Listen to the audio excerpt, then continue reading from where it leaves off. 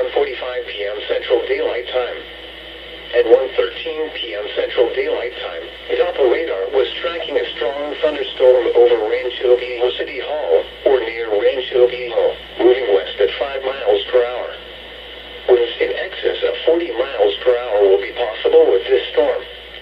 Locations impacted include Interstate 69 East, San Benito, Rancho Viejo, La Paloma, Olmito, Brownsville, Millard Jordan Middle School, La Encantada Elementary School, Olmito Lake, San Benito Library, and Rancho Viejo City Hall. Very heavy rainfall is also occurring with this storm and may lead to very slick roadways.